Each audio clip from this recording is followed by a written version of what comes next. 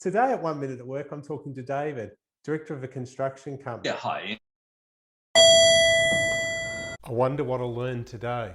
Let's get started with the first question. What is it that your company does? We're a construction company, largely domestic, so quite a few houses, townhouses, occasional apartment buildings, sometimes an office fit out. But we also have a landscaping division that does larger commercial landscape. And what is it that you do in the company? I'm one of the directors. Particularly, I take the contracts manager estimating role, winning work, estimating, issuing contracts, hiring subcontractors, issuing subcontracts, numbers and words. What is the biggest challenge you're facing in your work right now? Right now, there's a significant building boom going on. But at the same time, international shipping is a bit of a shambles. So a lot of our supply prices are increasing. What we're finding then is older contract prices already been locked in are becoming more challenging as the supply price goes up as you go further into the bill. We're being very picky about what jobs we take on. There is a lot of work out there, but a lot of it has no margin. At other times you fight and you're glad to have any work you can get. Other times there's a steady stream of reasonable work with reasonable margin. Right now, a lot of work, but a lot of that work is no good and you need to avoid like poison chalice. What are you doing to overcome this challenge?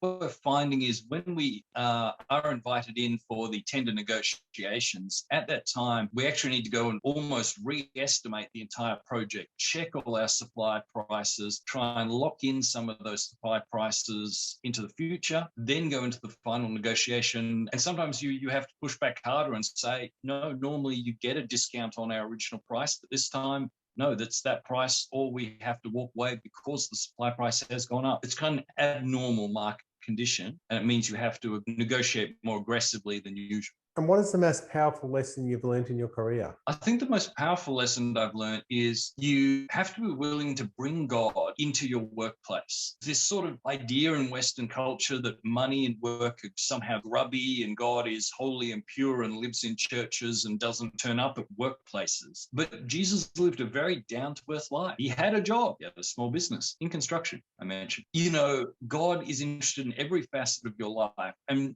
work is one of the largest facets, and it's in that area where whether you love your neighbor or not, well, matters most at home, but it's the second most important place is at your workplace. And in construction, loving your neighbor actually translates often into giving respect where respect is due. No amount of money will compensate someone for you being disrespectful or not respecting them. If you are disrespectful, often they will try and compensate by money, and no amount of money is enough. If you actually respect people and give that respect to them, find they're not actually chasing you for the money as much because they're actually getting what they really want out of the relationships. How do you take Jesus to work? You actually have to take your decisions to God and say, I want this business to honor you. You own my life. You own my share of this business. Well, for me as a director, look, my share of this company, the part that I own, that's yours, like the rest of my life. And you seek God's guidance on business deals. Imagine that. You'd pray long and hard over who you were going to marry. You know, you'd seek God's wisdom and godly counsel over who you were going to marry. Well, yeah, okay, that is probably the most important decision you'll ever make. I seek God's wisdom and God's counsel on what business deals we should take and what we should leave, what we should pursue, how we should pursue it. You have to act as if and assume God is interested in every part of your life, and especially your career and your company and your work. Thanks for your time today. Jane.